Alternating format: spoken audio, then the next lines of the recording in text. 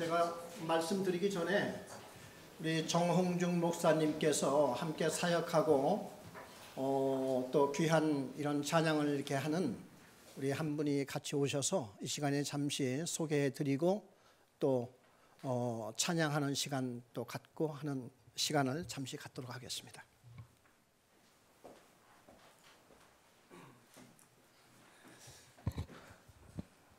네, 제가 2000년에 목사 안수를 받았거든요. 그래서 미국에서 유학을 가서 제가 신학교를 거기서 나오고 그 다음에 한국에 2000년에 목사 안수를 받고 바로 귀국을 했을 때 우리 김정환 목사님을, 그 당시에는 이제 목사님이 아니셨지만 어쨌든 김정환 목사님을 만났습니다. 그래서 2000년에 만나서 지금까지 18년 동안 계속해서 우정을 유지하면서 같이 동역도 하고 그러고 있습니다. 오늘 김정환 목사님이 오늘 이곳에 오셨는데 지금 하고 계신 사역이 필통이라는 사역을 하고 계세요.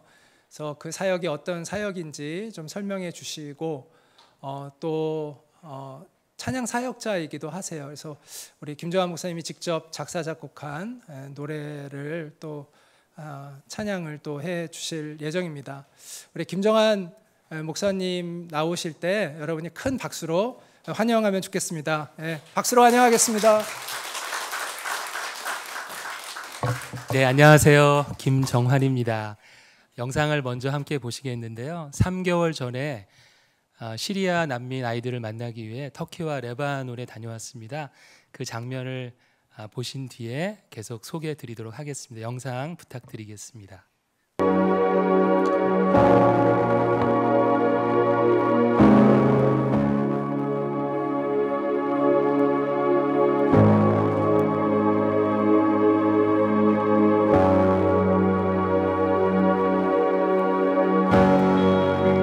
시리아, 그 땅이 주님의 땅이 되기를.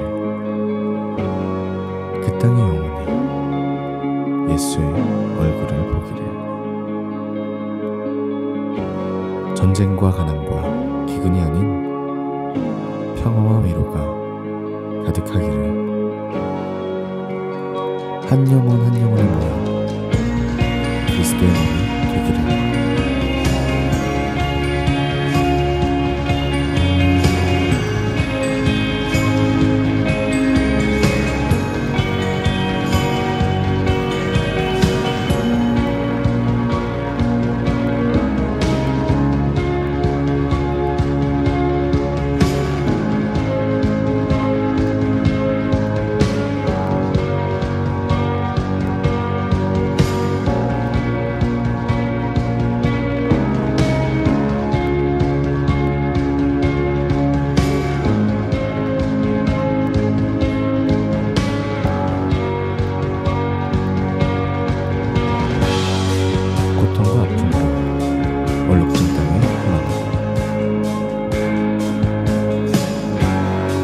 슬픔의 눈물로 얼룩진 땅의 희망을.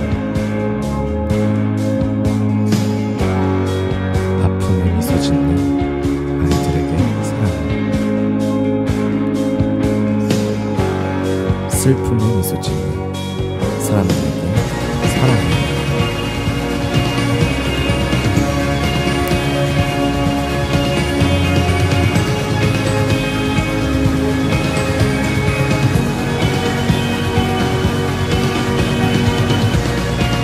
사랑의 마음으로 희망의 노래를, 희망의 마음으로 사랑의 노래를.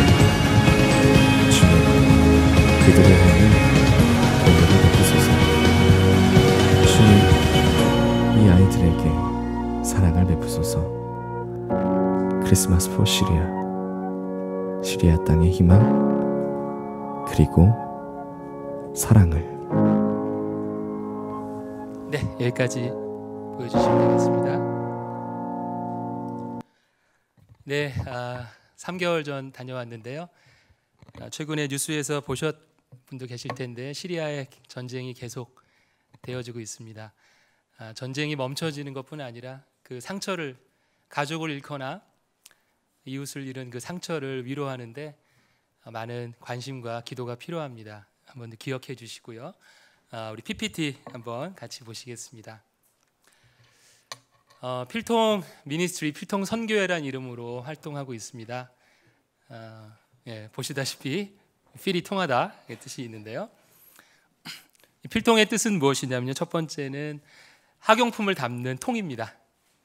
그리고 이 땅에 하나님의 형상으로 지음받은 이 땅의 모든 아이들이 누려야 할 교육, 공부, 학습을 상징하는 그런 상징이 필통이고요.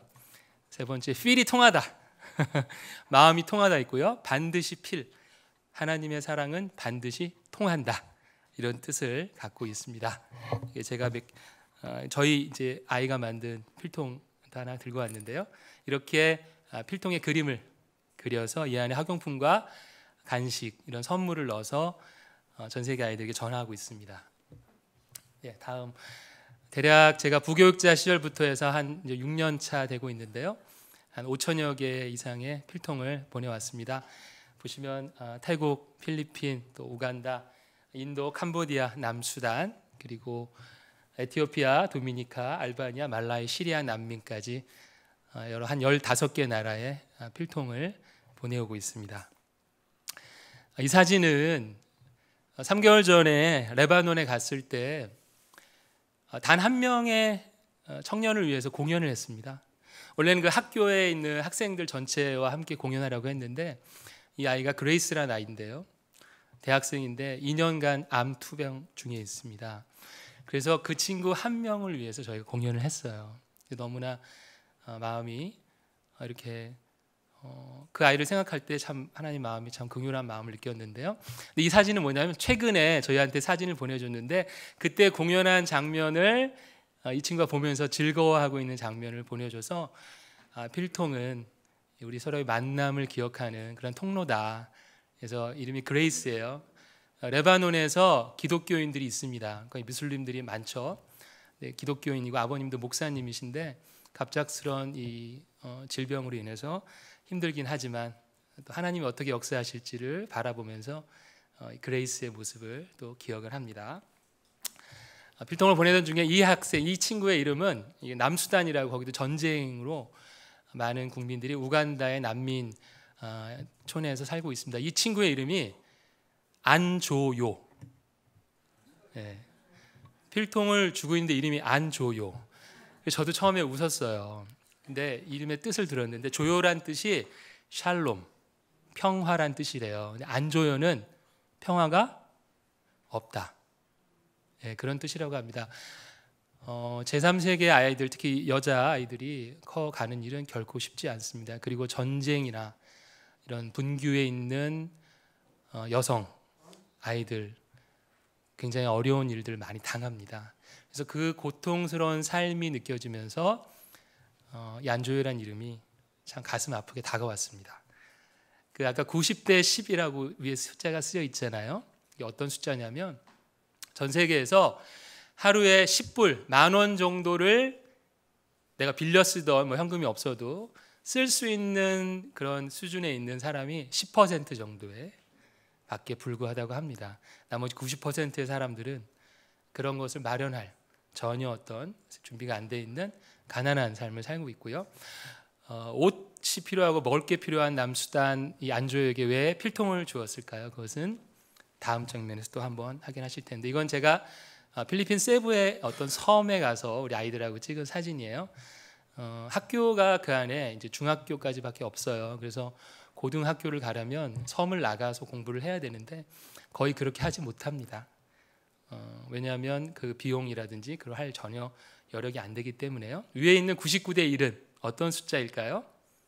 1은 제가 발견한 통계에 의하면 대학에 진학할 수 있는 그런 비율이 전 세계적으로 1% 정도라고 합니다. 99%는 대학에 갈 수 없는 여러 가지 이유로 그런 상황이라고 하는데요. 왜 이런 아이들에게 필통이 어떤 의미일까? 그것은 아이들이 희망을 갖기 원하는, 공부를 통해 꿈을 갖기 원하는 그런 마음입니다. 우리 한국은 어떤 역사를 거쳐왔는가? 이것은 이화학당의 모습입니다. 아직 일제 시대 안에서 선교사들이 여성 가르쳤습니다. 지도자들 양성했습니다. 그렇게 복음은 교육을 통해서 꿈과 희망을 주는 역할을 해왔습니다. 이건 6.25 전쟁, 저도 겪어보지 못한 일입니다. 그래서 대한민국은 완전히 폐허가 되었고 모든 것은 다 무너졌습니다. 최빈국으로 처했을 위치가. 그러나 우리 한국 사람들은 공부를 시켰습니다. 희망을 주었습니다. 사람을 키웠습니다. 다음 장면은 이게 60년대, 70년대, 80년대, 90년대의 학교 모습이에요. 학교로 보내는 거죠. 저 장면을 저도 모르는 장면이지만 옥수수죽을 나눠주기도 하고 학급 인원이 막 2학년 20몇 반까지 가는. 그런데 마지막 장면에 보면 요즘에 대부분의 학교는 한 30명 미만 이렇게 적은 아이들이 공부를 하고 있습니다. 오늘날의 우리 대한민국은 10,000원을 하루에 쓸 수 있는 것에서도 아주 높은 위치에 있고 대학 진학률에 있어서도 전 세계적인 최고의 대학 진학률을 보이고 있고요. 교육에 너무 많은 이제는 우리 자녀분들을 키워보시면 알겠지만 정말 많은 돈을 사용하고 키워내고 있는데요. 과연 그러한 축복받은 대한민국의 우리 젊은이들 또 우리 모든 세대는 그럼 어떤 사명을 갖는가? 그것이 필통이 던지는 질문입니다. 네, 조금 우리 마가복음 9장 37절인데요. 저 PPT에 좀 깨졌는데 혹시 성경이 있으시면 잠깐 한번 펼쳐서 읽어봤으면 좋겠습니다. 마가복음 9장 37절 말씀입니다.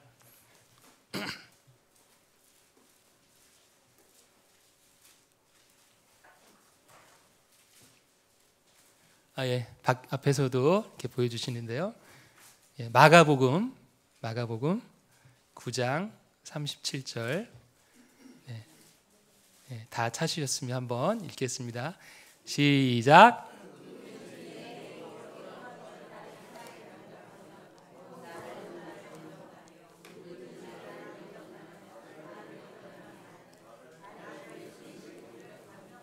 네, 아주 누구든지 이 어린아이 하나를 영접하면 예수님을 영접한 것이고 예수님을 영접한 자는 곧 나를 보내신 하나님 아버지를 영접한 것이다. 이것이 예수님 우리에게 주신 말씀인데요. 땅끝에 아이 한 명을 우리가 하나님의 마음으로 그들을 위해 응원하고 관심 갖고 사랑하면 그것은 곧 예수님에게 하나님에게 영접하는 일이다라는 것을 분명히 말씀하고 있습니다. 저는 최근에 두 교회를 다녀왔는데 한 교회는 이제 문막의 시골 교회입니다. 당연히 7, 80대 어르신들이 대부분이시죠. 그래서 필통을 같이 만드셨어요. 이 필통은 그냥 공산품으로 보내는 게 아니고요. 여기에 이제 그림을 그리고 그렇게 해서 보냅니다. 손이 길을 닿게 하는데요. 7, 80대 어르신들이 이 필통을 그리시면서 나도 한 영혼에게 사랑을 실천할 수 있다. 이런 마음들을 주셔서 너무 감사하고 흐뭇했고요. 그 다음에 이제 옆에 있는 교회는 어른들은 몇 명 안 되시고요. 주일학교 아이들이 많아요. 그 아이들과 또 필통을 했습니다. 그래서 이 필통은 누구든지 어린아이부터 노인, 장애인, 외국인, 가난한 사람들도 1년에 한 번은 누군가에게 사랑을 실천할 수 있다라는 복음의 메시지를 전달하는 통로로 사용하고 있습니다. 다음은 사랑은 그래서 한번 따라 하실까요? 사랑은 필통합니다. 누구나 마음만 있으면 할 수 있다. 그런 메시지가 이 필통 안에 담겨져 있습니다. 우리 주사랑교회 성도님들도 필이 통하시죠? 그림 한번 그려보고 싶으시죠? 다음에 그 기회가 있을 거라고 믿고요. 제가 이 시간 찬양을 나누도록 하겠습니다. 2000년대 초반에 목적이 이끄는 삶이라는 그 책을 제가 읽으면서 또 교회에서 훈련을 받으면서 그 내용이 참 좋았습니다. 하나님께서는 우리를 향한 목적을 갖고 계시다. 그 목적을 발견하는 것이 우리 인생의 목적이다. 그 목적은 예배하고 교제하고 누군가를 향해 하나님의 마음으로 사랑을 실천하는 것, 나누는 것, 이렇게 정리해 볼 수 있을 것 같아요. 이 축복송인데요. 우리 성도님들 축복하면서 이 노래 같이 나누도록 하겠습니다.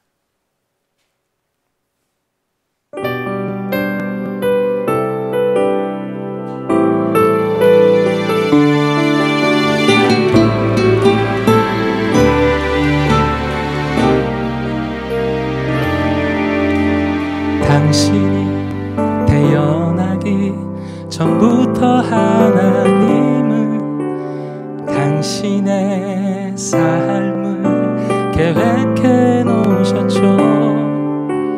하나님이 만드신 아름다운 계획, 당신과 나의 삶의 목적. 당신이 태어나기 전부터 하나님은 당신의 삶을 계획해 놓으셨죠. 하나님이 만드신 아름다운 계획, 당신과 나의 삶의 목적. 하나님의 기쁨으로 예배하는, 하나님의 가족으로 교제하는, 하나님의 모습으로 닮아가는 당신과 나의 삶의 목적. 오늘 우리 만남 허락하시고 선한 일을 위해 함께 힘을 합치고 서로 교제하고 소통하고 이 모든 것 안에 하나님의 뜻이 있을 줄로 믿습니다. 우리 그렇게 축복했으면 좋겠어요. 옆에 있는 분들도 축복하고. 당신이 태어나기 전부터 하나님은 당신의 삶을 계획해 놓으셨죠. 하나님이 만드신 아름다운 계획, 당신과 나의 삶의 목적. 하나님의 기쁨으로 예배하는, 하나님의 가족으로 교제하는, 하나님의 모습으로 닮아가는 당신과 나의 삶에 하나님의 영광 위에 살아가는, 하나님의 형상으로 지음받은, 하나님의 나라 위에 부름받은 당신과 나의 삶의 목적. 우리 옆에 있는 분을 좀 축복하면 좋겠는데요. 이 가사 내용처럼 축복하시는 거예요. 하나님의 기쁨으로 예배하는, 이렇게 노래로 축복하세요. 그런 삶이 되기 원합니다. 하나님의 기쁨으로 예배하는, 하나님의 가족으로 교제하시오. 하나님의 모습으로 닮아가세요. 하나님의 모습으로 닮아가는 당신과 나의 삶의 목적. 당신과 나의 삶의 목적. 당신과 나의 삶의 목적. 허깅 한번 해주시죠. 축복합니다.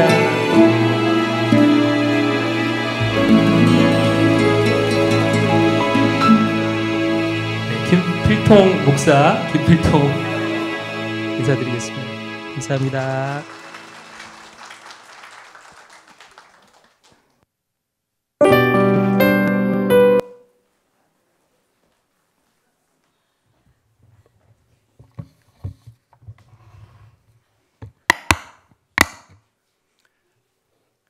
아주 귀한, 또 이렇게 하나님이 귀한 이 필통 목사님을 보내주셔가지고 우리 전에 뵙지 못했던 귀한 이런 사역 시리아까지 갔다 오신다고 하는 건 정말 놀랍군요. 지금 전쟁통에 그것도 아주 거기에 기독교 아주 적대국인 이렇게 이슬람 교도의 나라들 아닙니까? 그쪽에 굉장히 중국 가서도 고생하고 온다는 생각도 덜어 하고 그렇게 하는데, 그 전쟁통에 하여튼 폭탄이 언제 떨어질지 모르는 거기에 이렇게 다녀오시고 필통의 위력과 사랑이 대단하신 것 같아요. 언제 또 우리 교회에 좋은 기회가 이렇게 오면은 같이 또 이렇게 또 교제할 수 있는 좋은 시간이 오기를 바라겠습니다. 여러분, 이 모세가 처가살이 하신 거 아십니까? 우리 한국 속담에 겉보리 서말만 있으면은 처가살이 안 한다는 말이 있습니다.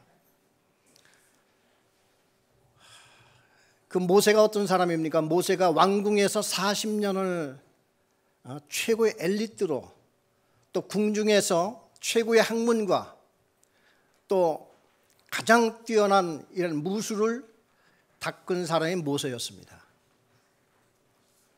그런데요, 자기 딴에는 하나님의 일을 한다고 했을 거예요. 왜냐하면은 자기는 자기의 어머니의 젖을 이렇게 먹으며 자랐잖아요. 바로의 왕궁에서 자랐지만은 자기 친어머니를 이렇게 유모로 이렇게 들여와서 어머니로부터 너는 애굽 사람이 아니라 노예 히브리 너는 사람이다. 어머니한테 이제 그런 얘기를 들으면서 모세는 자랐기 때문에 겉으로는 애굽의 왕자, 바로의 후계자로 이렇게 자랐던 사람이지만은 속으로는 자기는 노예 출신이라고 하는 것을 알았던 거예요.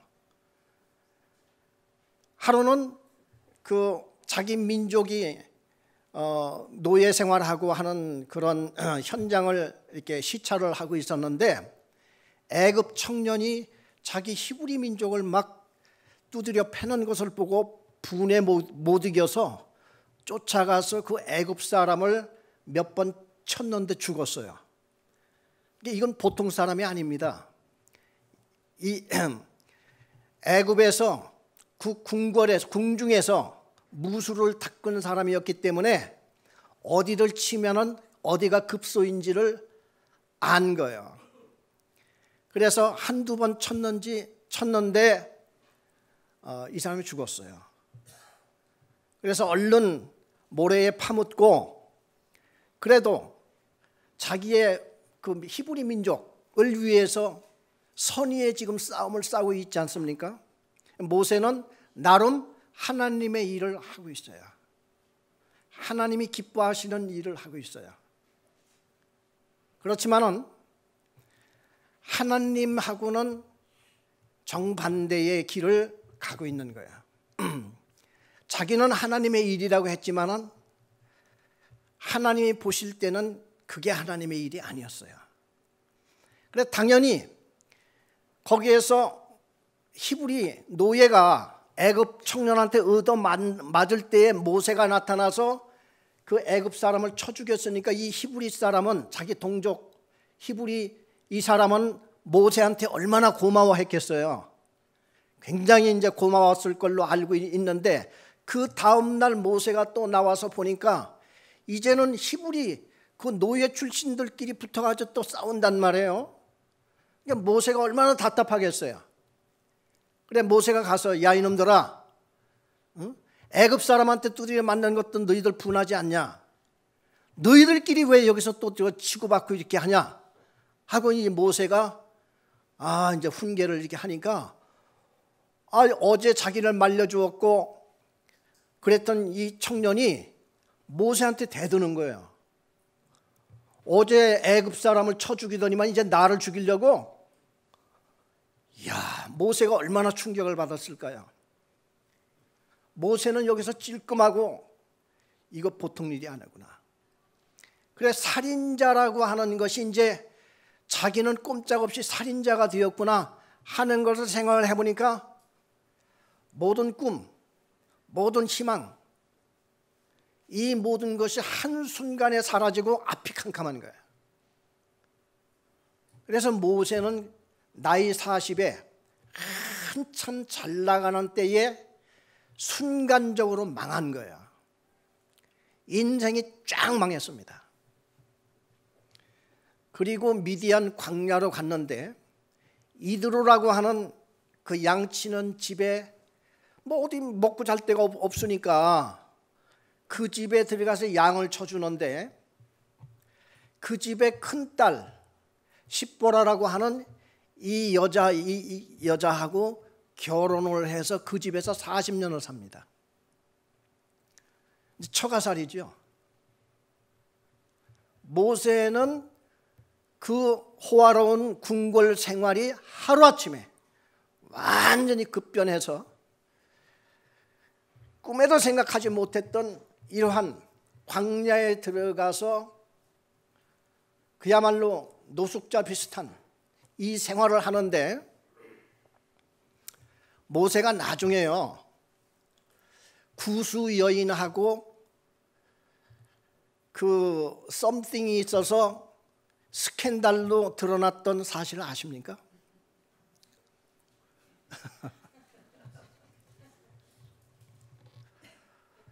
왜냐하면은 모세의 아내 이 십보라라고 하는 여인이 이 성경에 보면은 모세가 엄청 시달렸던 것 같아요.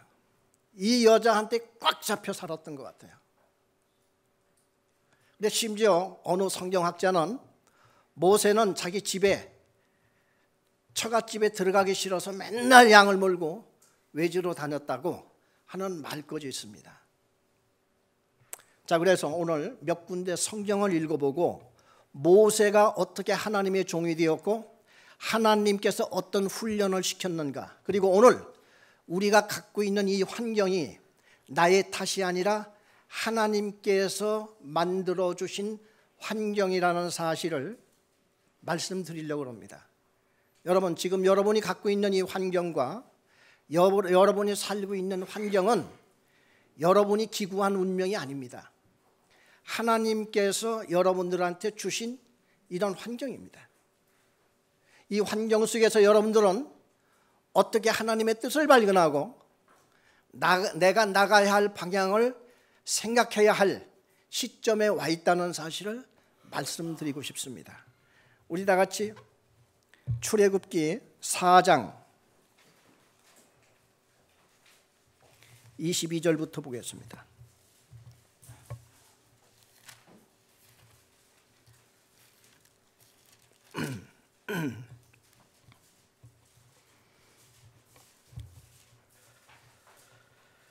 우리 22절에서 23절 두 절을 우리가 함께 읽겠습니다.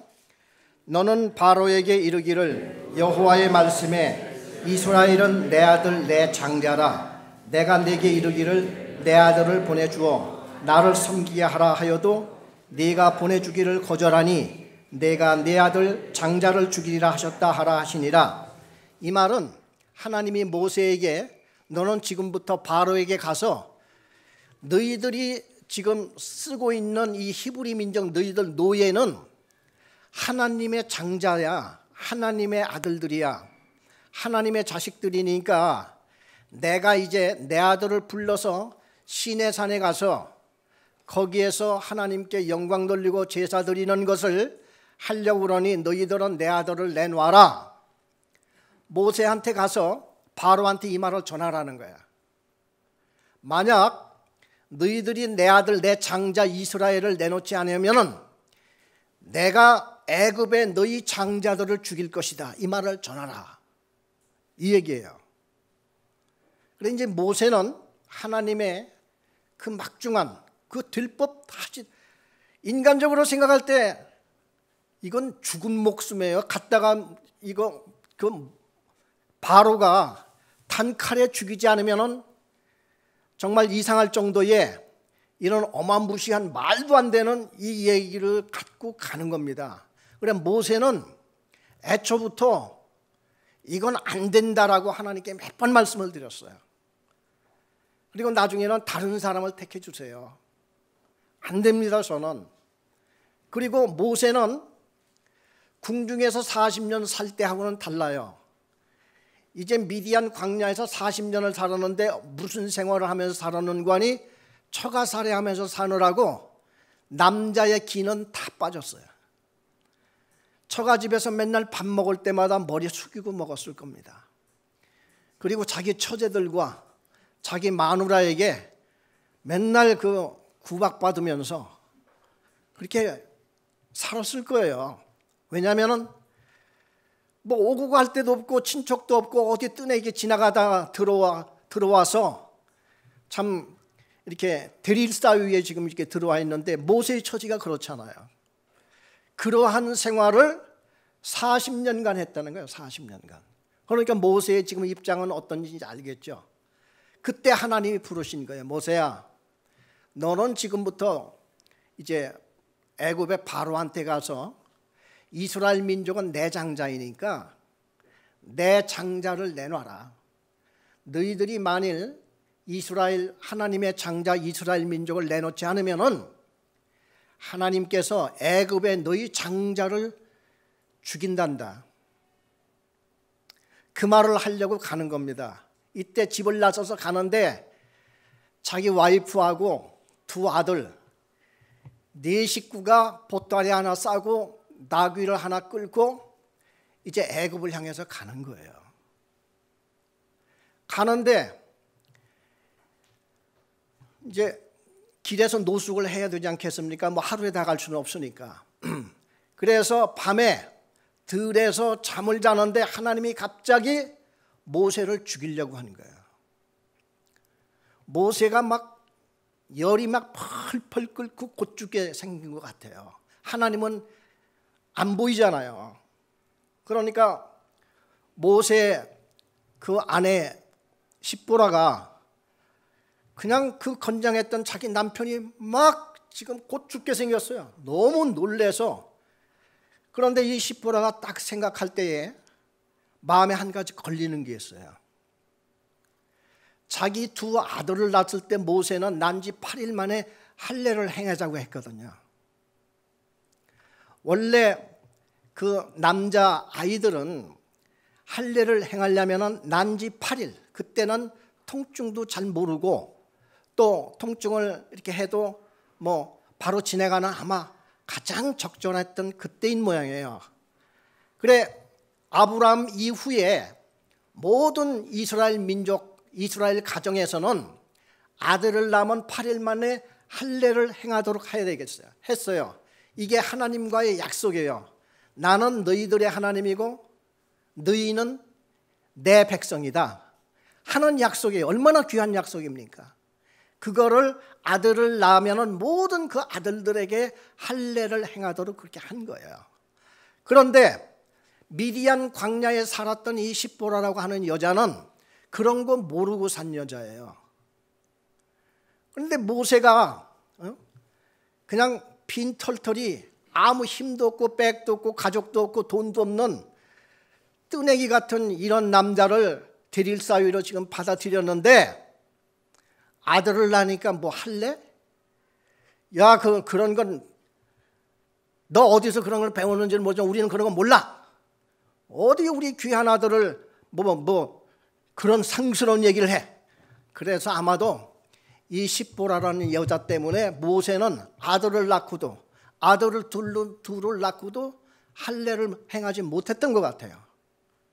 그런데 모세는 그게 이제 꺼리는 거예요. 자기는 히브리 민족이고 아브라함의 후손인데 아들을 둘을 낳았는데 할례를 못하고 지금 이제는 뭐 청소년이 되었어. 그래서 아마 틈나는 대로 하나님께서 우리 가정을 이건 어떻게 보호해 주실지, 우리 가정을 보호해 주실지 안 보호해 주실지 이건 몰라. 아마 오며 가며 그런 얘기를 했던 것 같아요. 우리 다 같이 지금 읽었던 출애굽기 4장 24절에서 26절까지 읽겠습니다. 24절에서 26절까지. 모세가 길을 가다가 숙소에 있을 때에 여호와께서 그를 만나사 그를 죽이려 하신지라. 십보라가 돌칼을 가져다가 그의 아들의 포피를 베어 그의 발에 갖다 대며 이르되 당신은 참으로 내게 피난편이로다 하니 여호와께서 그를 놓아 주시니라. 그때의 십보라가 피난편이라 함은 할례 때문이었더라. 그러니까 지금 밤에 노숙을 하다가 갑자기 모세가 막 죽어가자 십보라는 마음속에 얼른 그 생각이 났던 거예요. 아들을 낳았을 때 할례를 행하자고 했는데 내가 꾹꾹 반대를 해서 지금까지 안 하고 했는데 바로 하나님께서 그것 때문에 우리 남편을 죽이려고 하시는구나.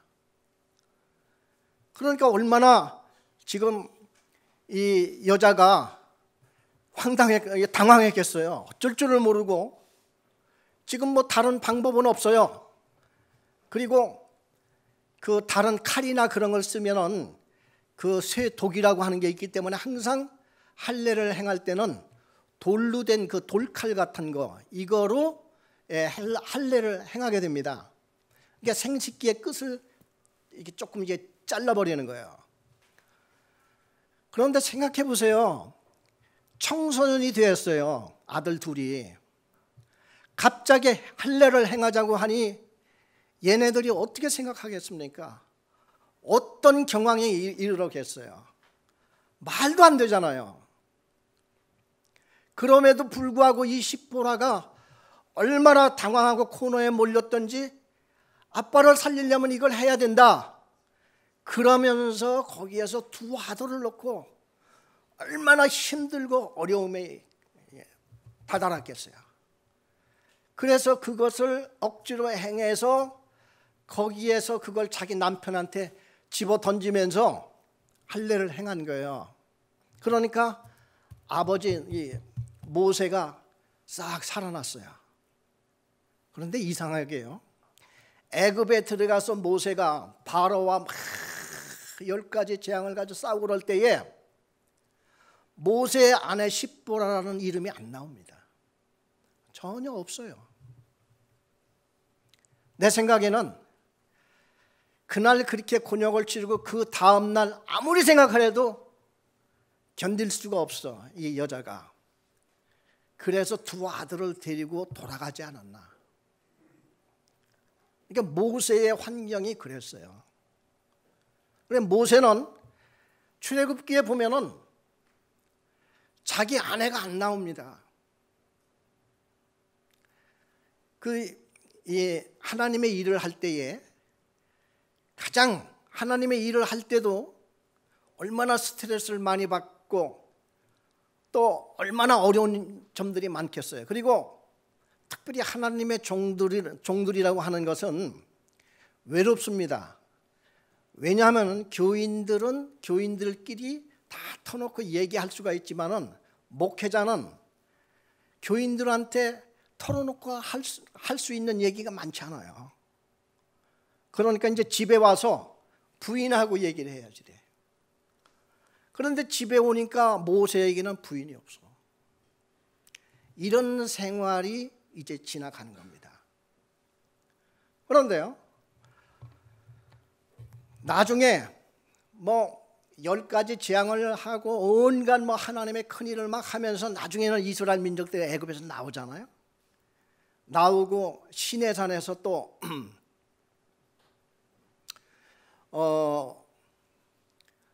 이제 1년 1개월을 지납니다. 시내산 밑에서 10계명을 받고 또 회막을 만들고 이러느라고 1년 1개월을 모세는 지나고, 그리고 가나안 땅을 향해서 이 사람들을 데리러 가죠.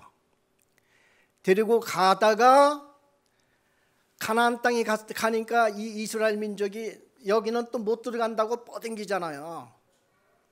하나님의 목적은 여기 있는데 이 민족을 데려다 아브라함과 이삭과 야곱에게 약속했던 가나안 땅을 이제 하나님의 백성을 딱 들여다 놓고 거기를 이 세상의 천국의 상징인 이스라엘로 만들 모든 계획이 마지막 단계에 왔는데 이스라엘 민족이 안 들어간대, 거기를. 하나님이 이스라엘 민족을 죽이려고 모세한테 얘기를 합니다. 모세야, 전염병으로 내가 다 죽일 거야. 모세가 두 가지 기도를 합니다. 하나님께. 하나님, 이들을 다 죽이면은 애굽 사람들이 그렇게 말을 할 거예요. 그래, 내가 그럴 줄 알았다. 너희들 뭐 어쩌니 저쩌니 하고 뭐 나간다고 해놓고 마지막 판에 가서는 다 굶어 죽을 줄 알았어. 전염병? 그래, 전염병 걸려 다 죽을 줄 알았어. 그래, 모세가 하나님의 앞에 무릎을 꿇고 엎드려서 그 기도를 드린 거예요. 하나님, 이제 와서 이 민족을 다 죽인다 그러면 애굽 사람들이 하나님이 없으니까 그 모양 그 꼴로 마지막에 가서는 내가 그럴 줄 알았다, 그렇게 업신여길 거 아닙니까? 또 한 가지는 하나님 옛날에 약속했잖아요. 아브라함과 이삭과 야곱에게 내가 너희 후손들을 가나안 땅으로 들여보내서 거기에서 하나님의 나라를 내가 만들 것이다, 그 약속을 했잖아요. 근데 이들을 다 죽이면은 그 약속을 어쩌자는 겁니까? 하나님, 그 두 가지 기도를 드렸어요. 하나님이 그럼 내가 네 기도를 듣고 내가 이들을 살려주는데 광야에서 대신 40년간을 돌아라.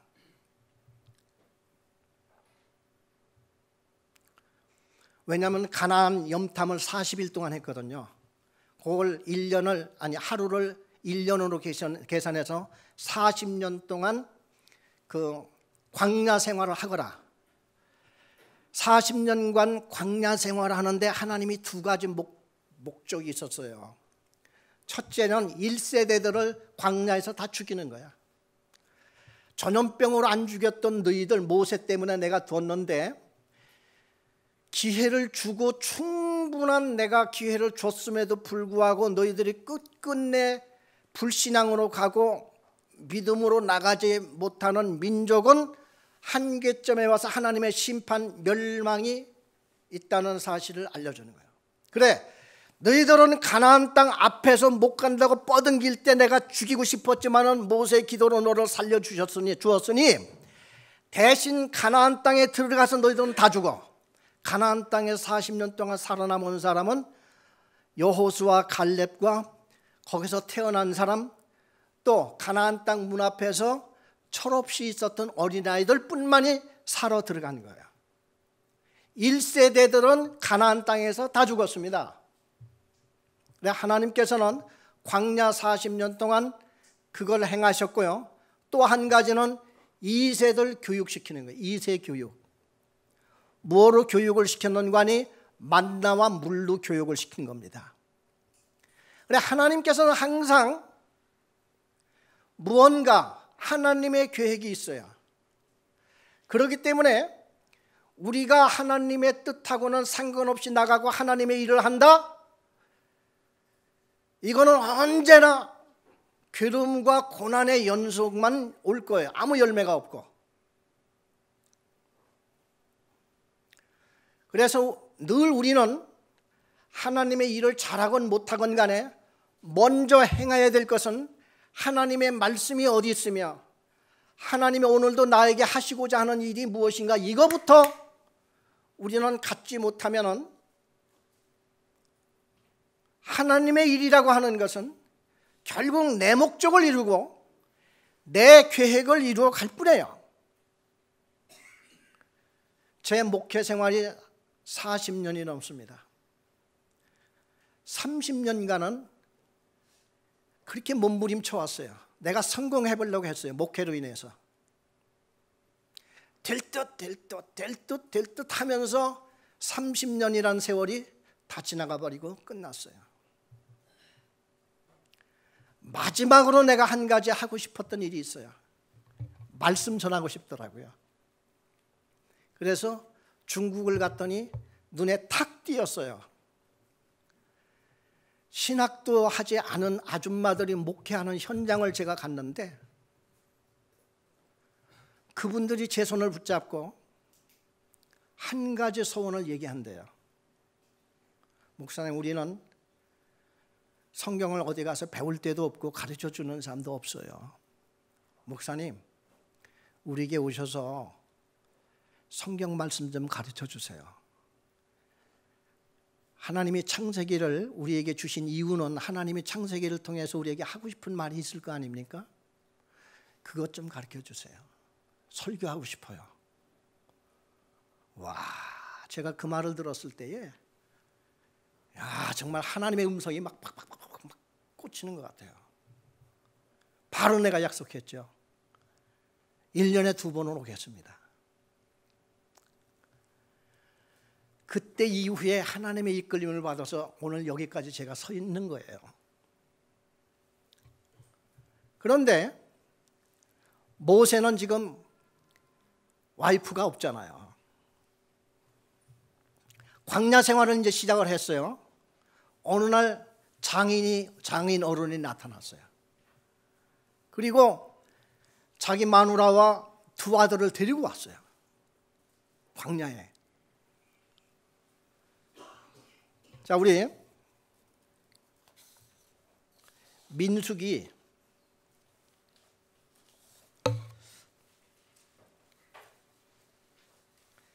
우리 출애굽기 한 번 더. 출애굽기 18장. 출애굽기 18장.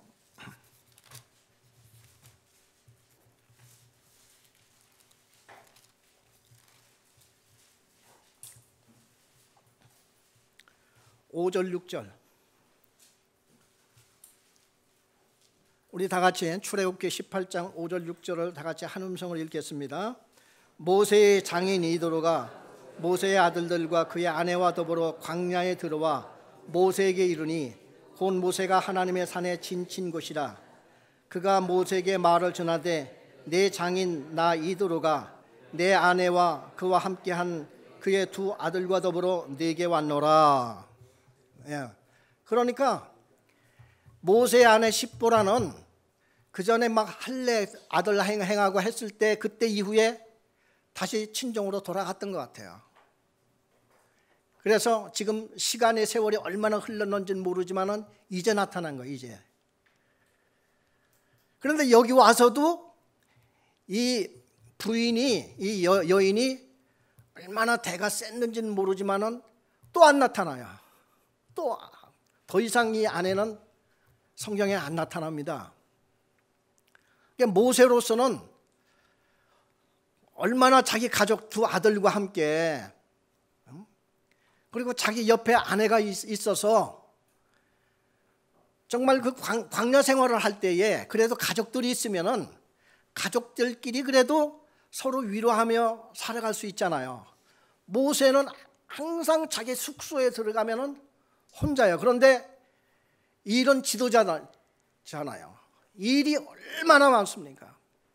그리고 60만 명 플러스 남자 어른만 60만 명이지 노인 어른 이렇게 하면은 150만을 잡는 거예요. 지금 내지 200만을 잡는 겁니다. 거기다 이방인까지 따라왔죠. 가축들까지 있다고 그랬어요. 그때가 얼마나 어마어마했겠습니까? 그런데 여기서 재판을 모세 혼자 다 했다는 거예요. 그동안에 얼마나 지치고 힘들고 어려웠겠어요. 이때 이제 이도로가 야, 이 미련한 사위야, 왜 일을 그렇게 해? 너 밑에 그 지혜로운 사람 많잖아. 1000부장, 100부장, 10부장, 5부장 세워. 그리고 그들한테 다 재판 맡기고 최종적으로 어려운 것만 네가 하면 되잖아. 이 사람아. 사람이요, 항상 일 속에 파묻혀 사는 사람은 몰라요. 지혜가 많을 것 같아도요, 미련하게 나가는 게 얼마나 많은지 모릅니다. 그래서 우리는 가끔 외부에서 딱 와가지고 하는 사람들이 그 얘기를 들어야 할 필요가 있어요. 이 모세는 자기가 그냥 그 일인 줄 알고 그냥 해온 거예요. 근데 장인어른 얘기를 들었더니 야, 그냥 얼마나 좋은 얘기인지 몰라요. 근데 처음으로 이도로 자기 장인 때문에 이스라엘 민족이 조직이 생겼다니까요.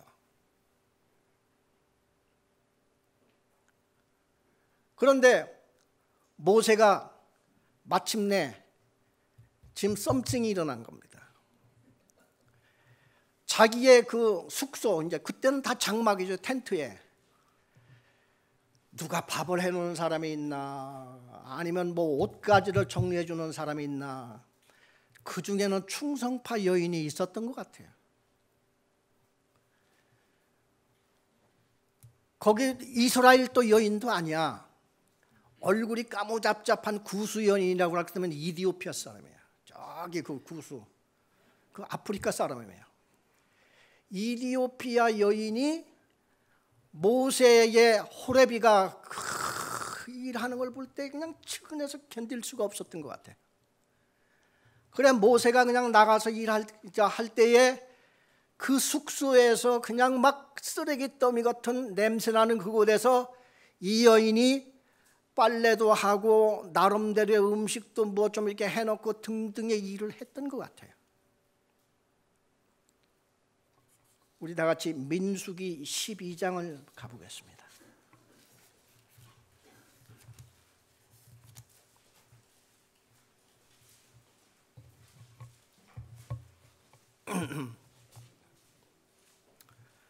구약성경 215페이지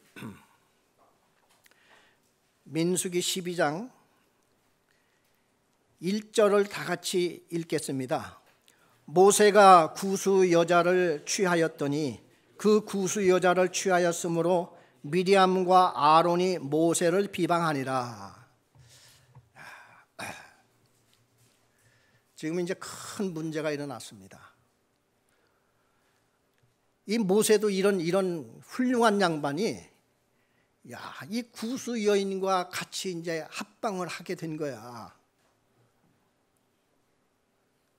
그래서 지금 이제 이 문제가 지금 다들 그냥 쉬쉬하고 그냥 있는 데에 자기 누이 미리암하고 형님 아론이 이걸 그냥 탁 터뜨렸어.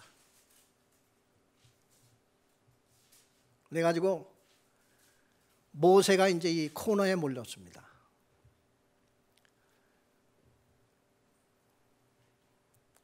우리 다 같이 2절을 읽겠습니다. 그들이 이르되 여호와께서 모세와만 말씀하셨느냐 우리와도 말씀하지 아니하셨느냐 하며 여호와께서 이 말을 들으셨더라. 이게 무슨 뜻이냐 하면은 이제는 그 문제, 그 모세가 왜 구수 여인과 함께 이렇게 동거를 하느냐, 그 일로 끝난 게 아니라 미리암과 이 아론이 무슨 얘기를 하냐면은 하나님께서 모세하고만 얘기하더냐? 우리하고도 말씀을 하셔. 이제 완전히 이제 이 모세를 그 위치와 그 지도력에서 이제는 그냥 지금 이제 문제는 엄청나게 이제 커진 거예요. 그냥 크게 이렇게 된 겁니다. 모세는 아무 할 말이 없죠. 그래서 인간의 연약함과 또 그 당시의 그 환경, 이 모든 것을 보았을 때에 참 우리에게 주는 이 교훈이 많습니다. 이때에 하나님께서 나서는 거예요. 우리 3절을 다 같이 읽겠습니다. 이 사람 모세는 온유함이 지면의 모든 사람보다 더하더라. 그 당시에요, 모세의 지도력, 우리 지도력 하면은 강한 리더십과 유창한 말과 사람을 설득시킬 수 있는 설득력 같은 걸 우리가 흔히 생각하잖아요. 아니에요. 하나님께서는 모세를 어떤 면을 보았느냐 하면은 온유함, 모세의 온유함이라고 하는 것은요, 그냥 온순하고 어떤 대항할 수 없는 어떤 그러한 면모를 지금 그냥 보여주는 거예요. 자기의 연약함 때문에 다른 그 어떤 것도 못해. 옛날에 바로한테 가서 목숨을 걸고 가서 얘기를 하고 했던 그 모습들은 잘 볼 수가 없어. 이때에 자기의 형님과 누이 둘이 막 들고 일어나 가지고 자기가 이제 모세 대신 일을 하겠다는 거죠.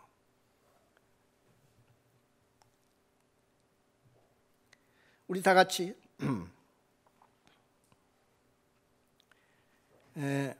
4절에서 8절까지 우리 쭉 읽어나가겠습니다. 여호와께서 갑자기 모세와 아론과 미리암에게 이르시되 너희 세 사람은 회막으로 나오라 하시니 그 세 사람이 나아가매 여호와께서 구름 기둥 가운데로부터 강림하사 장막문에 서시고 아론과 미리암을 부르시는지라. 그 두 사람이 나아가매 이르시되 내 말을 들으라. 너희 중에 선지자가 있으면 나 여호와가 환상으로 나를 그에게 알리기도 하고 꿈으로 그와 말하기도 하거니와 내 종 모세는 그렇지 아니하니 그는 내 온 집에 충성함이라. 그와는 내가 대면하여 명백히 말하고 은밀한 말로 하지 아니하며 그는 또 여호와의 형상을 보고는 너희가 어찌하여 내 종 모세 비방하기를 두려워하지 않느냐. 그러면서 이 미리암 이 여인에게는 문둥병을 바라게 합니다. 이때 모세가 또 기도하죠. 하나님, 그 문둥병은 너무 심하지 않습니까? 우리 누이를 불쌍히 여겨서 또 좀 용서 좀 해주세요. 이렇게 해서 미리암은 7일 동안 격리됐다가 다시 돌아와서 문둥병이 나고 다시 원위치로 갔습니다. 지금 하나님께서는요, 모세에게 그 여인을 취했다, 이건 뭐 옳다 그르다 하는 말은 더 이상 없습니다. 없고 여기서 쭉 이어져 나가고 있는데, 여기에서 제가 하고 싶은 말이 있습니다. 제가 이게 보는 이 말씀 속에서 본 것 중에 하나가 우리 환경입니다. 모세는 처음부터 궁궐에 가서 살고 싶어서 사는 것도 아니고, 모세는 처음부터 미디안 땅에 가서 처가살이를 하고 싶어서 한 게 아니에요. 어쩔 수 없는 삶을 그렇게 살아갔을 뿐이에요. 우리는 지금 우리의 인생을 살아가면서 내가 오늘 이 모양 이 꼴로 살아온 것은 내 부족하고 우리 부모가 잘못됐고 못났고 늘 그래왔기 때문에 나는 이 모양 이 꼴로밖에 안 된 거야, 이렇게 생각하시지만은 그게 아니라는 겁니다. 하나님은 항상 우리를 이끌어 가시되, 모세는 하나님이 보실 때에 궁궐에서 40년 세상의 모든 최고의 학문을 터득하고, 그리고 궁궐에서 그 당시에 가장 앞서가는 무력을 갈고 닦았던 이 모세는 인간적으로 볼 때는 하나님의 일하고도 남을 사람이에요. 이야, 저런 사람이 헌신해서 하나님의 일을 한다고 하면 얼마나 좋을까, 이런 생각을 우리는 하고 싶은데, 하나님이 보실 때는 아니야, 모세는 아직 멀었어. 하나님이 모세를 끌어다가 앞으로 귀하게 쓸 이 모세를 시궁창에 팍 쳐넣어서 40년을 썩게 한 거야. 여러분, 산에서 통나무를 잘라다가 그걸 그대로 켜서 그것을 가지고 가구를 만들면 하나도 못 씁니다. 왜냐하면 그런 가구는 지나다 보면 다 뒤틀려 가지고 아무짝에도 못 쓰는 이런 가구가 돼버려요. 그래서 보통 큰 통나무를 잘라서 바다의 소금물에 쳐넣는다고 그래요. 아니면 산골짜기 같은 데서는 수채구멍, 수채, 그냥 그 쓰레기물 이렇게 나가는 그 그냥 온갖 오물, 그 질컥거리는 그 속에다 푹 파묻어서 3년을 거기서 썩힌다는 거야. 그래, 나무의 온갖 모든 그 속에 들어있는 진액이 다 빠져나오고 이렇게 됐을 때 그 나무를 꺼내서 다시 그늘에서 얼마를 두었다가 이 나무를 켜서 농도 만들고 또 이런 가구를 만들 때에 온전한 가구가 된다는 거죠. 하나님이 모세를 봤을 때에 세상의 모든 학문과 세상의 그 모든 것들을 다 연마를 했다 할지라도 안 돼, 그거 가지고는.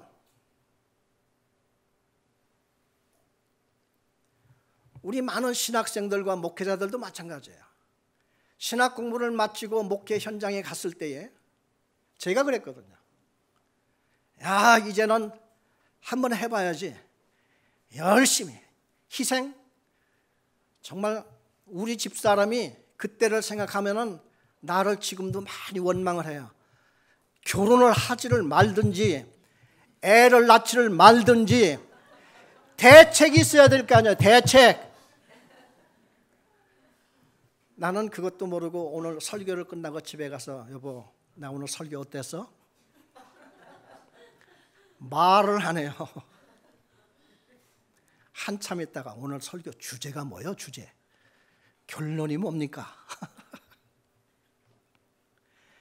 나는 칭찬 듣고 싶어서 묻는 거 아니에요. 잘했다 소리를 누구한테 듣겠습니까? 교인들이 저한테 오늘 설교 말씀 너무나 잘했습니다 이렇게 얘기하시잖아요. 제가 생각할 때는 인사로밖에 안 들려요. 그냥 인사로 이렇게 하시는구나. 누구한테 들어야 진짜로 들리냐면은 우리 집사람한테 들어야 진짜로 들릴 것 같아. 그런데 우리 집사람이 칭찬을 안 하는 거예요. 그러면은 그냥 그 다음 주 설교할 맛이 안 나가지고 그냥 잠만 자는 거예요. 이렇게 힘든 생활을 했던 거예요. 이 모든 것들이 다 그런 남모르는 그 고난은 지금 생각해 보니 하나님이 주신 거예요. 모세가 바로 앞에 와서 바로한테 이 민족을 내달라고 했을 때에 하나님이 무슨 약속을 했습니까? 야 모세야, 이 지팡이 들고 가. 지팡이 아까 던졌을 때 그 뱀 되는 거 봤지? 내가 함께 해. 모세는 그래도 좀 부족합니다. 내 손을 품에 넣어봐. 꺼내. 문둥병이 됐어요. 다시 넣어. 다시 싹 나왔어요. 봤지? 내가 너와 함께 해. 모세는 그 말만 믿고 간 거예요. 바로 앞에 가가지고 정말 나오지 않는 말 억지로 얘기해서 이 민족을 다 이렇게 다 주세요. 우리가 이끌고 시내 장에 가서 하나님 앞에 제사 드려야 됩니다. 하나님께서 명령하신 겁니다. 그러니까 뭐 이 바로가 눈을 치켜 뜨더니만 이놈들이 보니까 너희들이 한가하구나 한가해. 이놈들한테 벽돌 찍을 때에 그동안 정부에서 짚을 내줬는데 내일부터 너희들이 짚을 다 구해다가 벽돌을 정량 그대로 찍지 않으면 그날 집에 못 들어가. 모세가 지금 내 그럴 줄 알았어. 하고 아론하고 나올 때 이스라엘 장로들이 째려보면서 말이야. 왜 우리는 그나마라도 잘 지내고 있는데 어디서 굴러먹다 온 사람들이 와가지고 긁어 부스럼을 내고 있어. 모세가 집에 돌아와서 하나님 원망하게 생겼습니까? 안 하게 생겼습니까? 약속했지 않습니까? 하나님 네가 바로 앞에만 서 내가 책임질게.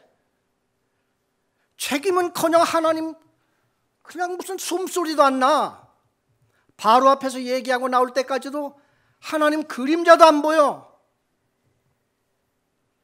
야, 그런 식으로 해서 목회 때려치우는 사람들도 더러 있어요.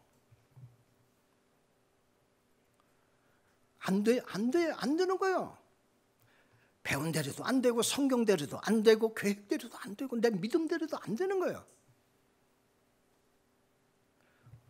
우리 다 같이 출애굽기 5장 한번 보겠습니다.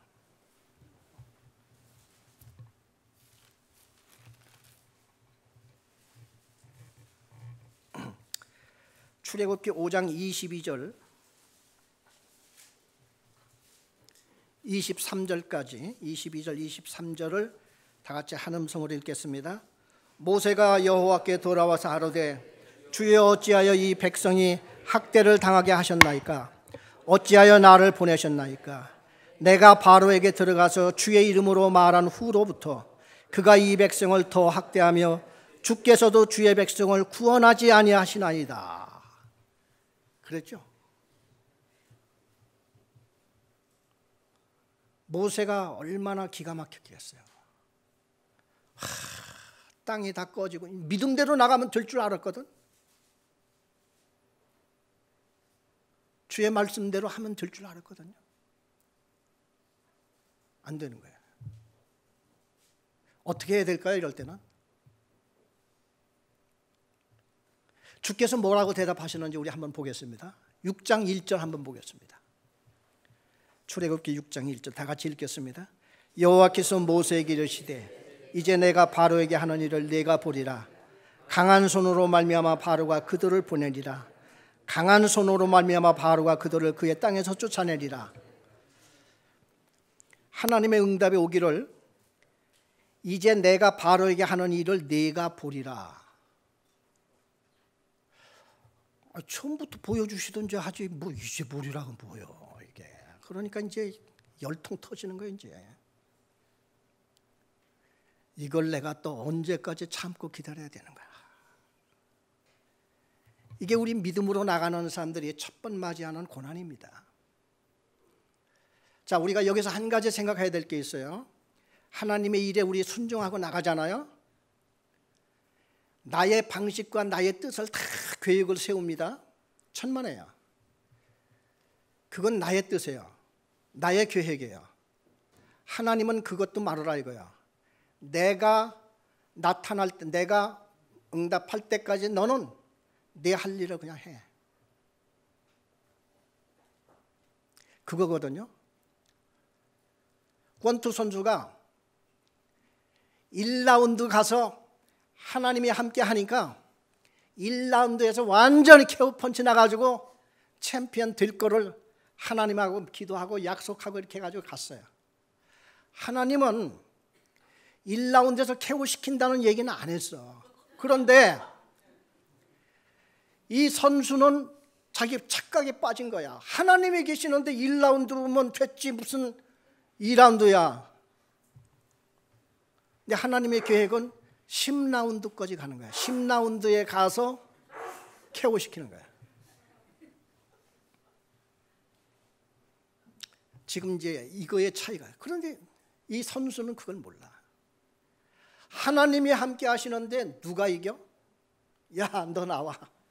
그래가지고 권투를 했는데 늑신하게 터지고 까딱하면 KO 당할 뻔했다가 이제 들어왔어요.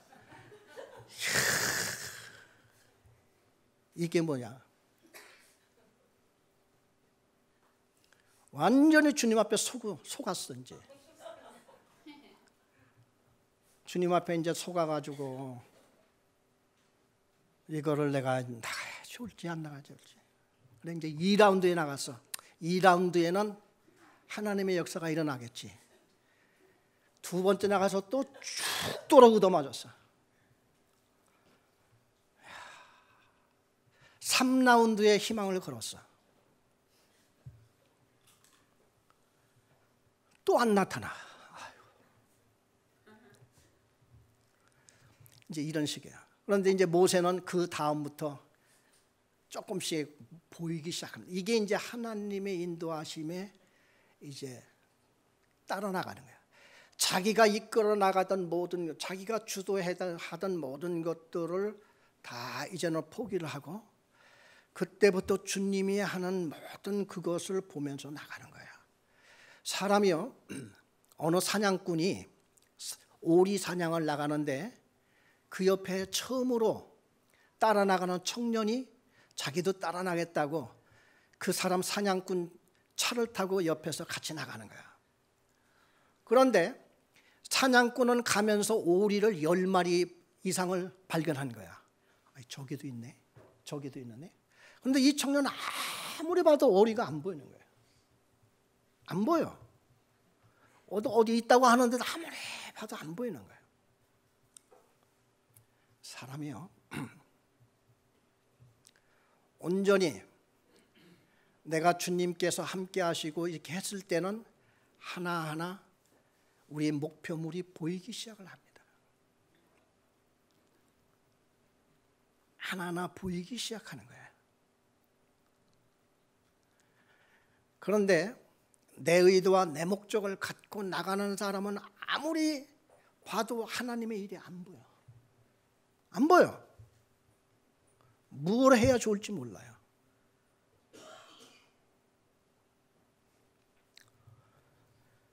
자, 그래서 점점 마침내 모세는 하나님의 위대한 종이 되고요. 이 하나님의 위대한 종이 된 모든 근본 바탕은 처가살이 40년입니다. 왜 그런지 아세요? 모세는 지면에서 가장 온유한 사람이야. 하나님이 칭찬했잖아요. 내가 수많은 종들을 거느려 봤지만은 다른 종들은 꿈이나 환상으로 내가 보여주었는데 모세만큼 내가 직접 대화했던 사람이야. 모세는 하나님하고 대화를 주고받았던 사람이래요. 이렇게 하나님이 사랑했던 사람이야. 그 모든 기초가 어디서 묻어나왔어요? 모세의 처가살입니다. 드센 아내의 구박과 처제들의 비웃음, 자기는 거기서 무엇을 어떻게 할래 더 할 수 없는 이런 생활을 자그마치 40년 했다니까요. 그래 모세는 더 이상 끝장났어 있잖아. 나는 더 이상 이제 할 게 없어요. 여러분 지금 나이가 60입니까?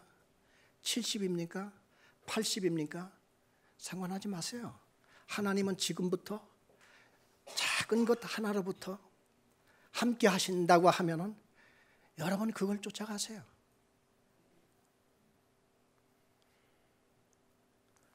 욥이 하나님 앞에 왜 혼난지 아십니까?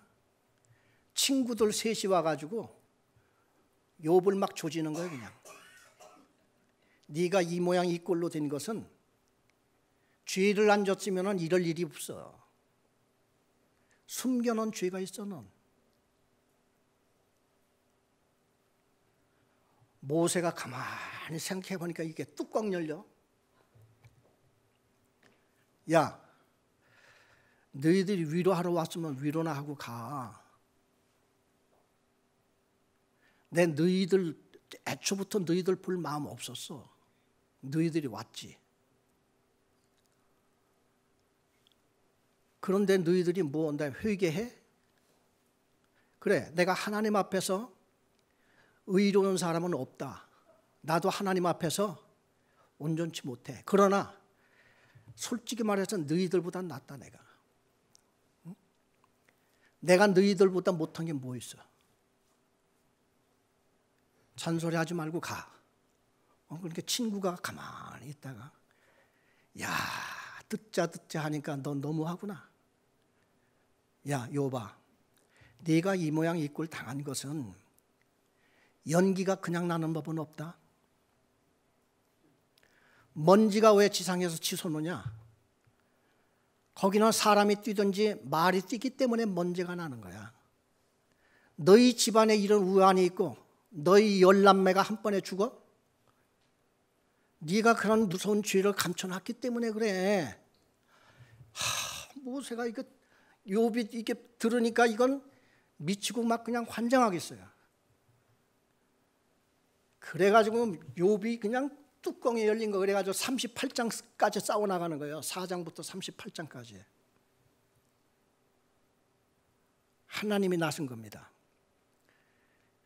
욥의 세 친구를 불러가지고 그냥 요조를 좀 내줬으면 얼마나 시원했겠어요. 하나님이 욥을 불러. 그러니까 하는 말이 야 욥아 네가 그렇게 잘났냐? 세상에 악인이 얼마나 많은데 너 그 악인들하고 너 다 뒤집어 뭐 그냥 주제배하고 싸울래? 네가 악인들 하나라도 이길 수 있으면 어디 한번 해봐. 한 번 하다가 안 되면 말어. 하나님이 계시잖아. 야, 내가 천지 만물 지었을 때 너 뭐 했니? 내가 지구에 물과 육지를 가리고 온갖 짐승들 새끼 낳고 모든 계절 돌아가고 그런 모든 일을 할 때 야, 너 어디 있었어? 네가 그렇게 잘나고 똑똑해? 해봐. 그러니까 욥은 거기서 소리 못하고 하나님 죄송합니다. 그런데도 하나님이 화가 안 풀려.